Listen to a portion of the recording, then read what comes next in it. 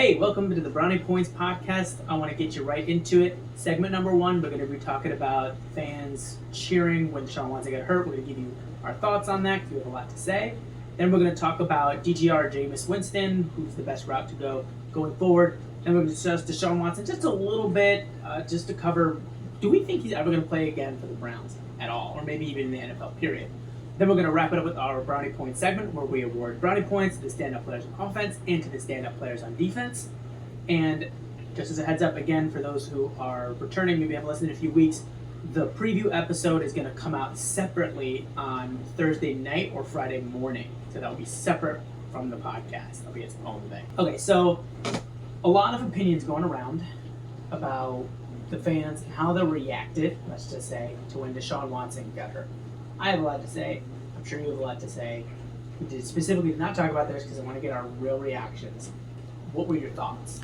So I have thoughts that come off on several different points on this issue. So first, there's the actual cheering for the injury, which on its face, I'd say don't do it. Don't do it because it's not the right thing to do. And I think, and this gets a little different because typically we talk sports, but this is really not about sports. Yes, it's sports, but it's really more about morals. And I don't like to spend too much time talking about these kinds of things on a sports podcast because I just think there's lots of other places for that. But temporarily, we'll address it. And in my opinion, I think at a certain point in life, you have to decide the person you're going to be. And it can't always be dictated by everyone around you. And I think too often people decide the person they're going to be, whether they're good or not, whether or not they decided the other person deserves it. And I think if you really want to be a good person or do the right thing, you try to do the right thing regardless. And the good thing to do is you don't cheer an injury on its face because it's somebody getting really hurt and cheering for it isn't good. Yes, he probably deserves it, but that's a different story. It's not necessarily what you do. And yeah, it's a little bit of a nuanced moral take, but my opinion is it's not good to cheer an injury. And so therefore that on its face should tell you all you need to know. It doesn't necessarily matter that he's not a great person. Just on his face, when it happens at least, I don't think it's a good idea to go ahead and cheer. Now, there's more sides to this too, because Myles Garrett came out and talked about it, and Greg Newsome talked about it. And Greg Newsome I had less of a problem with. Greg Newsome's was kind of more general, like, don't cheer for a guy who got hurt. I totally understand where he's coming from. There's a guy who plays the position. He goes out there every day. He plays football. He's gotten hurt a few times, actually. Might be why he doesn't get re-signed for all we know. But hey, he's gotten out there. He knows how much it hurts, and he's just imagining himself and a teammate that he does go with every day being hurt, and he doesn't like that. Totally understandable. I don't have a problem with that. Myles Garrett, on the other hand, said, well, he's not perfect, but he's giving his all out there, and he's a good guy, and I thought that was ridiculous. He said he's a model citizen. Model citizen. He acts like this is a guy who did everything right, and he's a great guy, and he gives to charities, and he does things right, and then one day he had a DUI. You know what I mean? It wasn't good, but, it's one of those one-time mistake kind of things. That's not what happened here. And so I thought that was egregious, quite frankly. I think Myles Garrett sometimes could use a filter. He occasionally does say things he really shouldn't say, and I think it's because he struggles with leadership. I don't think he's a natural leader. He leads, by example. And when it comes to leading in other ways, in terms of, saying the right things and bringing people together, I think he's tried at times, and I think it's failed when it has. I just don't think that's his natural role. And that was not great. And so I didn't like that. I think any moral grandstanding on the side of Watson is going to come off as strange and weak. And so I thought that was poor. But lastly, I have one more thing, which is, and at times have been a little annoying to me because I feel like I've seen quite a few people that defended Watson when he came here for these things. Not people who said, I don't like Watson, but I'm not going to let him destroy my experience. I'm going to root for the Browns, and he's the quarterback, so I'm going to root for him. No problem. But people who actively defended his actions and pretended that things weren't wrong when there was a lot of evidence. People who unfortunately said rather nasty things about people who were victims. Right. And now those same people are attacking him and saying how bad of a person he is. Because in fact, they have let their opinions be shaped by what happens on the field about moral positions.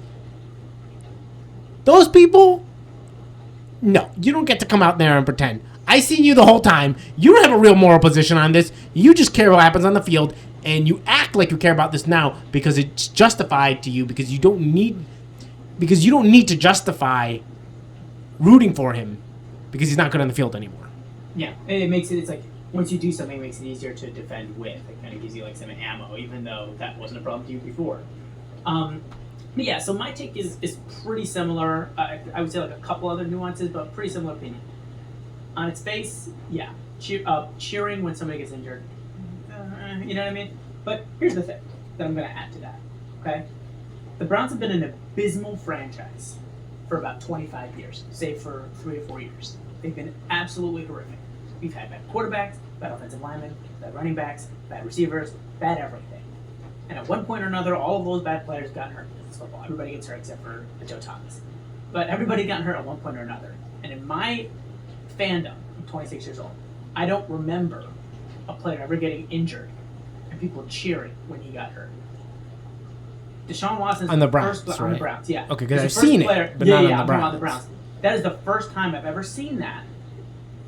I wonder what's different about Deshaun. Now, I'm not cheering when he goes down. I don't think it's the right thing to do. I think it's just like you were saying. Don't let like what happens over there dictate like your moral positions. Like if you're a good person, are you a good person or not? Because if you're saying, oh, it's good because Deshaun is a bad person, let's say, and that doesn't make it okay now for you to do a wrong thing too, right? Like 2 wrongs don't make a right kind of thing, which I agree with. So am I going to cheer? No. Do I think it's right to cheer? No. But if people who are cheering a little bit, I'm not coming out against them either necessarily. It's kind of like I understand what you're thinking. For a lot of people, I think there was a lot of relief that like this is over.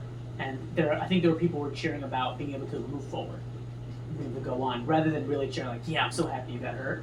There were some people that were saying that. But that's kind of my take there. Again, I would do it. I don't think others do it, but I kind of get why people are doing it. And it's not like the Browns have a history of always doing this. He's the only guy that I've seen this happen with. And he's the one guy that has all these other cases. Well, to be fair, it could also be increased expectation versus increased terribleness. Yes. As opposed to each other. And that is and that is a very, very valid nuance to add to that as well, is that we also haven't had a quarterback ever have the expectations and the contract that this guy had. So it's not an apples to apples kind of a thing. But from what we do have, this isn't like a historical thing that the Browns regularly do. And so I'm leaning towards a lot of this has to do with his character. And I think what a lot of fans did was when they traded for him, and again, we don't really like that, like, I don't know our policy, we don't really like to get involved in these things. But I think what a lot of Browns fans did, I think a lot of Browns fans put aside a little bit of their morals when they got him because they wanted to cheer for him. And then as it went on, they reverted back because now they don't feel like they need to justify the moral action because he's not playing well anyways. Do you know what I mean? Yeah. So there's that. Then there's what Myles Garrett said, which is a whole separate thing. Because you could think that the Browns or fans are completely wrong in every single way. I still would think that what Myles Garrett said was out of pocket. For you to get up there and try and like gaslight the Browns fans essentially into saying that Deshaun Watson, kind of a model citizen, is such a disingenuous framing of the situation. Myles Garrett, first of all, not exactly a model citizen himself. Seem to recall him taking off his helmet and smacking somebody over the head with it, right? But you could classify that as a one-time, for the most part, one-time thing. Yeah. Didn't he also go like 120 miles an hour, again to a crash? Could have killed himself or somebody else. But for like Myles Garrett to come out and say, "Oh, he's a model citizen," and try to pretend like he's never done anything wrong, and this is just so completely out of left field, is very disingenuous in my mind. I think the correct take, the expected take, is more along the lines of what we saw from Greg Newsome and some of the other guys, saying like, "Look, you really shouldn't do that." Okay, I can understand that. But don't come out here and be like, "Oh, he's a model citizen." Like, that's ridiculous. Come on. And like I said, because of what I was saying before, I'm not going to come out and knock the Browns fans that were cheering, but I don't think it's right either. Like, I don't think it's right, but I understand why you did it. And we're talking about Deshaun Watson and how he's doing, and moving on. Well, let's talk for a second. I actually saw Bill Barnwell post, and this was regarding Deshaun Watson to start through 6 weeks. So not including this past week, but through 6 weeks. It was before Week 7 started. Since 2007, there were 566 passers graded through 6 weeks. Their start through 6 weeks. And Deshaun Watson fell in there in the following statistics. This is where he fell. In yards per dropback, 565th. Second worst. And in first down rate, 566th. That is last. Dead last since We're talking about a 15-year period or something, right? 2007. Yeah. It's a little more. A little more, yeah. Yeah. So 2007, I mean, 17 years back. I'm not the best mathematician in the world, but yeah, 17 years. 17 years. And there are guys in that span who were terrible busts who did nothing. There are guys in that span who were backups that started the year because the quarterback went out and never played again. There are all kinds of guys who don't belong. There's at least a good 15, 20 of those guys who are just complete throwaways, How are you that low? There's multiple Daniel Jones starts in there. I mean, there is a world. I mean, there are so many Browns quarterbacks that started in that time to compare against. The point is really awful. But he's gone.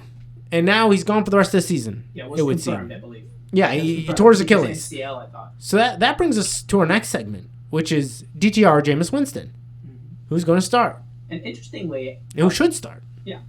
Interestingly, I wouldn't have expected that we'd have even some passes from DTR and from Jameis Winston going through the next game. I thought we were just going to have DTR and we'd have to compare. So it was interesting to get that, although DTR's reps that he got in that game were a lot more real than what Jameis got because it was a soft defense. You can't really judge based off of that. But Jameis Winston started many, many games in his career. We don't need that little bit snippet to... And I do want to mention, the Bengals have been one of the worst defenses in the league coming into this game. Looking at what we saw from DTR was interesting because he didn't play very well. Right? That's unfortunate, but that's the reality. He did not play that well. But he did do one thing significantly better than Deshaun Watson, and it opened my eyes a little bit. DTR was way better, way more composed in the pocket than Deshaun Watson was. Deshaun was better at evading the pressure when the pressure was there.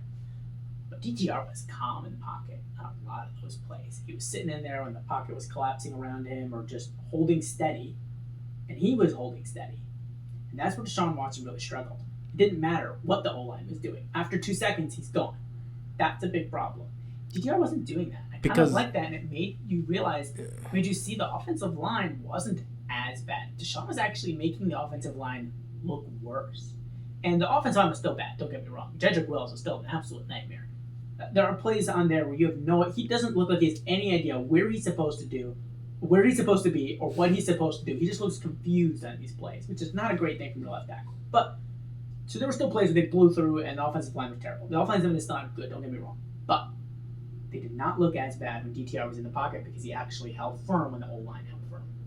Yeah, and the thing is, you got to remember is that defensive linemen have their eyes on the quarterback. The offensive lineman doesn't. So if they don't know where you're going to be, they can't always protect you. If they're holding and then you ditch, they're going to come after you. The defensive lineman can then make the pivot where the offensive lineman doesn't know. And the offensive lineman doesn't know what angle you're going to be changing to because they don't know where and they think you're blocking away from the quarterback. They think that they're blocking perfectly on the line, but you've actually escaped before you needed to, and now you're getting sacked.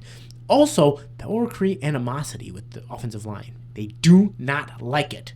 Because then they look bad, and it's not always their fault, and they really hate it. So, on top of that, you could have an effort problem where they're starting to feel angry at you. Yeah. So that was just something I just wanted to put up positively for DTR. But the real discussion going forward with DTR versus Jameis Winston, I think, boils down to a conversation of, are we tanking or are we not? I think it's a general, I don't know, maybe I'm wrong here. I feel like there's a general consensus that you're going to win more games with Jameis Winston than you would if you play DTR. Maybe I'm wrong about that, but I think there's a general consensus on that. We polled on Twitter. Almost everybody wants Jameis Winston to start over DTR. But is that what we want? Well, let's talk about this for a second. Let's talk playoffs just for a minute. Not Browns playoffs, but playoffs. Okay, I was going to say, okay, playoffs. Let's not go there. Okay, so Bills. They're going to probably win their division at this point, right? Mm-hmm. Jets just lost. They can't seem to quite get it together. And their defense just isn't as elite as they need it to be. Their run game's fallen off. And Rodgers is okay, but he's not saving them mode, right? So probably Bills, even though I still don't like them, but I think a lot of the league isn't all that great this year. Mm-hmm. Anyway, Bills, Ravens, I think it's fair to say. Probably the Texans, right? I mean, the Jaguars are terrible. The Titans are a nightmare. Yeah. And the Colts aren't very good, especially as long as they keep playing Anthony Richardson, who is a treasure of a quarterback. And then you've got the Chiefs, right? And outside of them, the Chargers are the best team, but they don't even look that great. They've had some decent games. They're not great. Yeah. The Broncos are there. But that's what I'm saying. So when you look at this, you look at the wild card teams, you're like, okay, well, this is the Steelers. And they're probably going to get, I would say, they're probably the first wild card team at this point. Mm-hmm. After that, though, there's a couple slots that are open. You get the Broncos, you get the Chargers right now, but that's not out of reach. There's a couple spots. Now, you'd really have to go off on a run. But the AFC just hasn't played well enough to rule anything out. Is it likely? No. You'd have to go off on a real run. So is that likely for the Browns? No. But miracles do happen. And there's that angle. But more importantly, it's frustrating because I feel that the way the defense was playing this game, if they would have played Jameis earlier, they could have gotten this win. And then they would have had 2 wins. And while it would have been a long shot, it would have been a lot less of a long shot. And you might have had your opportunity. But it is what it is. You got to look forward. I agree that Jameis wins you more games. Also, I don't like DTR. I watched him last year. I would have liked to have seen some growth to justify why he would be starting. And I don't see it, and I don't see the top-end ability. If you take until your 5th year as a senior to start playing well, I'm going to be very skeptical. And you better be amazing. And he wasn't amazing in college. He was good with a great running back behind him in Zach Charbonnet at UCLA, right? Not in the Big Ten or the SEC. It's important to mention. Yeah. They're the Big Ten now, but they weren't then. But they weren't then. They were in the Pac-12. And he took his 5th year senior. And he showed up and he looked like that. He looked like a guy who doesn't really know how to pass. Yeah, sometimes he'll make a pass or two. It's not that he has no arm, but he doesn't know how to pass. You know what I mean? He just misses guys. He misses guys and he'll just throw it all over the place. He's kind of erratic. He's just not sharp. And he's just not able to do it. And I'd rather see it with Jameis. And I think it's unfair to completely decide we know who Jameis is, that we're so certain that he's this guy that he was on the Buccaneers when he showed himself to be a different guy on the Saints. And that's just been completely forgotten. Yeah, it was so long ago. They keep talking about how, Jameis is going to throw 3 interceptions a game. Jameis is going to throw 3 interceptions a game. I'm like, not necessarily. How long ago was that, though? Yeah. It was it's been what, 6 seasons since he last started? Yeah. Probably. He's had a long time to sit. When he did play, he looked different. Maybe he's better than we think. Is he? I don't know. Yeah, but let's give him a chance. That he's going to be like an MVP or anything like that, but you never know. He could go off on a run. Right. I mean, if you look over since then, which over the last 7 years, DTR's played 4 games? Yeah, I think so. And he hasn't looked good. And Jameis has played 1 stretch of 5 games, in which he did look good and didn't throw a lot of picks. So let's just see. And I say, you know what? I don't think DTR is that upside. Jameis did. He came out with that upside. And I think, if anything, we should learn from Geno Smith is that maybe you shouldn't completely prejudge. Mm-hmm. Throw him out there. What do you have to lose? DTR doesn't have the upside. But Jameis actually was a number 1 pick. He actually did have upside. And he actually has shown something to make you think that maybe he is better than he once was. So throw him out there and see. And you know what? It's not like you're hurting. If you start DTR, you're hurting Jameis. You're hurting his professional pride. Mm-hmm. But if you start Jameis, you're not hurting DTR. You're the young guy. And it's not like DTR didn't throw any picks. He was still throwing interceptions. He threw 2. I think he threw 4. Oh, I'm talking about this game. No. Yeah, in general, I'm just saying that DTR, it's not like he's the guy who's not going to throw all the yards. He's not going to throw any touchdowns either. He's not going to throw any interceptions. He's not Justin Fields. Right. He is going to throw an interception or 2. So whatever. But here's the thing about DTR, right? Like you were saying, there's not that much upside. So starting him is kind of, you're not hoping. You don't start DTR and with the thought process of, all right, let's see what we got in him, and maybe he turns out to be really good and he's our guy going forward. I'd be very skeptical if that happened. If they started him, I think it's more of a, we're tanking, we're just going to try and get the number 1 pick. But here's the thing, if you start Jameis Winston, there's a good chance you're going to end up with a top 5 pick anyways. Right? It's not like Jameis Winston is a world beater. He might come out there and actually play pretty good enough for the Browns to win a few more games, maybe go 500 for the rest of the season. The Browns going 500 for the rest of the season is not getting them into the playoffs.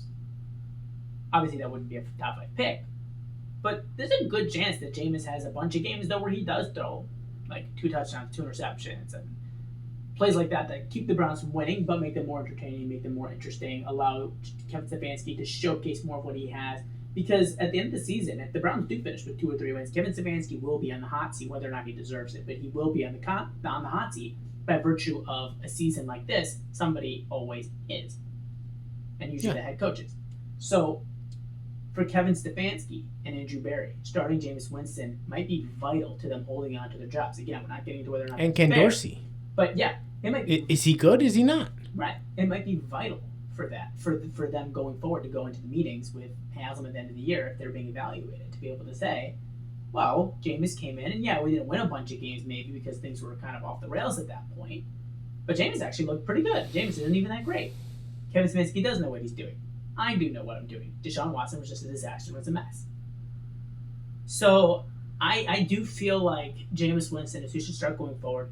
At the very least, it'll be more entertaining, one way or another. Because Jameis Winston will definitely throw a couple touchdowns, which we don't even know about DTR. DTR might throw like 0 or 1 per game. Jameis Winston is much more likely to throw 1 or 2. The question is, will that also come with 1 to 3 interceptions? We don't know. But it will be more fun. It will be more engaging, and it will be more interesting. And but all likelihood, they're not going to win that many games, even with Jameis Winston out there. If they do, great. Like you said, there's a slim chance they could squeeze into the playoffs. And then maybe Jameis Winston even starts next year and the Browns draft a quarterback with wherever their first round pick ends up being, let's say like 19 or 20, right? And that guy just sits for a year and then starts the next year. I'd be very open to a move like that. Jameis Winston for the rest of the year. If we win, 7 games at the end of the season, the defense gets back on track with a competent offense, not, getting off the field really quickly.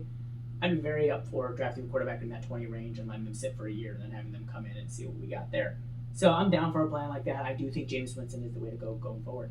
Yeah, and it will help you also evaluate because guys said we need answers for, like Elijah Moore.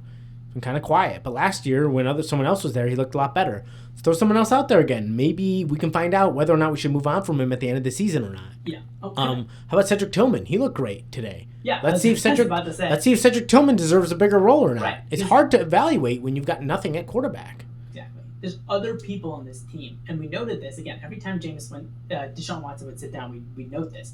Whenever Deshaun goes out, all of a sudden you remember there's other receivers on the team, because Deshaun when he throw would be like the 1 or 2 guys, or like the tight ends. Yeah, Cedric Tillman's on the team. Maybe Cedric Tillman's pretty good. He looked good today. He looked pretty good today, and he was actually getting some opportunities and targets. Maybe he's not that bad. And we don't know if the Cedric Tillman coming up is more of Amari Cooper being out of the way, and that opens up more attention on him, or if it's the change of quarterback. But most of those plays were coming after after Deshaun Watson. I'm getting all his names mixed up. After Deshaun Watson sat, so we'll see what Cedric Tillman does going forward. But it's an interesting discussion there. And Nick Chubb, let's see where he's at. As much as we love Chubb, if it turns out that the injury's too much, then we have to look for other options.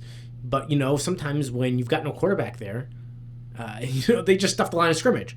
Whereas if you have a pass game, you can get an idea if he's coming back and if he's really able to be your starting back again. Yeah, and that's one of the critical mistakes that actually a lot of teams make when they're tanking, and that's in the NFL and in the NBA as well, is when you go too hard on tanking.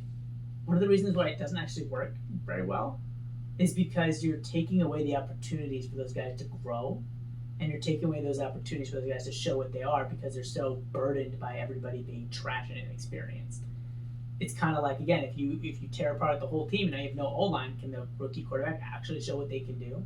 If the quarterback doesn't have time to throw, can you actually see what you have in your receivers? Can you actually see what you have in your quarterback if the passing game is no threat? So putting in Jameis Winston, there's more to it than just wins, losses, and draft position. There's also some things to evaluate here, like you said. So I like that.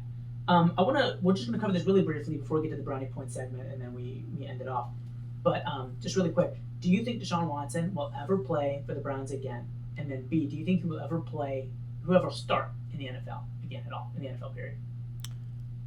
I don't think he plays for the Browns again because I think James will get the opportunity. I think he will look considerably better. How much we'll see, but considerably. And there's only so many times you can have that happen before you start realizing, okay, and on top of all those injuries, no.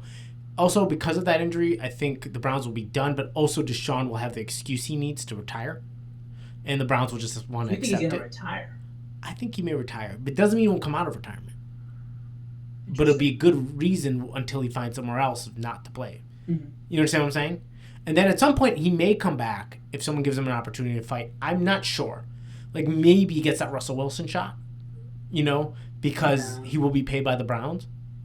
And he might be like, I'm coming out. And I don't think the Browns will protest. They'll be like, whatever you want to do, bud. As long as it's somewhere else. But so I'm not too sure about that. I don't think so because he's played badly enough and had enough injuries for long enough that I don't think he will. Like, Russell did show some life there at the end of that at the end of that run with the Broncos, whereas Deshaun has not, is outlined by being 565th in yards per dropback since 2007. But only time will tell. Again, but if I had to put down my prediction, he won't play for the Browns again, and he won't start anywhere again. This is probably the end of his NFL career. Yeah, I kind of have to agree with that. Because he's done so bad on the field, I don't think other teams are going to convince themselves that he's a good signing. I think he will be on another NFL roster before he's actually done with football. But I don't think he's going to start another game. Like, he will be on a roster, and maybe after a string of injuries, he might end up playing again. See, I don't think so. I don't think his pride will allow him. And I don't think he will be. I don't think he'll start. Basically. You think he'd accept his pride? You think he'd accept a backup job? I do think so. I think so. Okay, I think most quarterbacks do. I think at some point at the end, unless they were like older. A superstar, like Tom Brady and Peyton Manning. But they're older. Those guys aren't taking those roles, but those guys usually are older at that point. Yeah, it's true. Like Joe Flacco, so they have a natural aging process, so they can accept it. I think he still wants to prove that he can play. Okay. And I think he's gonna look back on this and still feel like none of this was his fault, and he was still so good, and blah blah blah. That sounds like him. Exactly. So anyway, all right, let's talk about the Brownie Points, because despite the Browns losing, there's actually some positives to talk about. For one, the defense was I wouldn't say surprising, but they're getting back on track. Like, look out. They were as good as you could hope for this past week. Exactly. They only gave up 14 points. One of them was special teams. They gave up 14 points to a red-hot Bengals offense. So they really deserve a lot of credit for this week. You can't do everything. So let's start off with our defensive Brownie Points this week. Again, if you're a first-time listener, we give out 3 Brownie Points, 2 Brownie Points, and 1 Brownie Point. The more Brownie Points you get, the better we thought you played. All right, who are you giving 3 Brownie Points to? Let's start with the defense. Yeah, so starting with the defense, I'm giving Denzel Ward 3 Brownie Points. He was phenomenal all day, played great cover corner, had a couple phenomenal pass breakups. He was just excellent. Most of the day, whoever he was on wasn't doing much. He spent a fair amount of time on Chase. He didn't do much. Whoever he was on, for the most part, just wasn't getting much balls. And when they came his way, he seemed to knock him down. He just looked excellent. He looked like grade A Denzel Ward doing what he does best, and that was good to see. Yeah. And then 2 and 1. For the rest, I didn't have 1 for 2, and for 1 I had Shelby Harris. He just had a really, really big sack, and I thought he had some nice disruptions. The rest of them, while I thought overall it was a phenomenal defensive performance, I didn't have as many pure standouts as much as it felt very much like a team effort to me. So I really that's who I had. I just had Shelby Harris. I want to give that 1 shout out to, but after that, it just felt like a lot of guys doing a lot of great things, but nobody in particular was just huge standout. Yeah, I don't want to waste a lot of time because I'm basically exactly on the same page as you. I give you 3 Brownie Points to Denzel Ward. He was elite. It was awesome to see him get back to that form again. And then don't have anybody at 2, and I'm giving 1 to Shelby Harris. He was like marginally better than I think some other guys, mostly just because he kind of had that sack. But yes, he did a nice job disrupting. The defensive linemen in general did a nice job being disruptive, and they worked well as a unit. So I really liked that. All right, let's go to the offense. Who are your offensive Brownie Points? So I'm not giving anyone 3. I don't think anyone earned 3. But number 2, I am going to give Cedric Tillman. He caught a few balls. It is his breakout game, too, so we'll give him a bit of an edge. It felt like kind of a 1 Brownie Point type day, but due to the fact that, number 1, I thought he took about as much advantage as you could of the available offense, and the fact that it's his breakout game, I'm going to give him 2 Brownie Points. That felt like Cedric Tillman we were hoping for when he got drafted, so that was phenomenal to see. And with 1 Brownie Point, I'm going to give David Njoku. He caught 10 for 76 and a touchdown, and that touchdown was excellent. He really climbed the ladder, and then had the presence of mind to toe tap.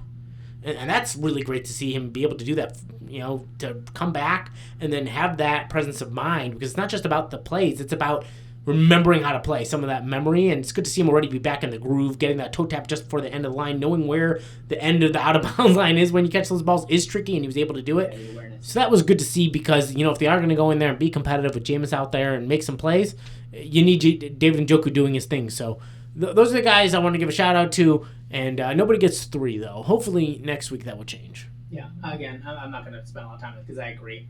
2 Brownie Points, Cedric Tillman, 1 Brownie Point, also to David Njoku. Basically the same reasoning. Just nice little shout-out for Cedric Tillman. They really were both at a 1 Brownie Point performance, but we don't really give out multiples. So giving Cedric Tillman the edge to 2. All right, we're going to wrap it up there. Again, if you're looking for the preview episode, that's going to be released as its own standalone video on YouTube if you want to go listen to that. Also, we are on Apple Podcasts. I suppose if you're listening to this, it's kind of a moot point. But either way, just so you know what's going on. And we'll see you next week. Well, we'll see you Thursday with our preview episode. Oh, yeah.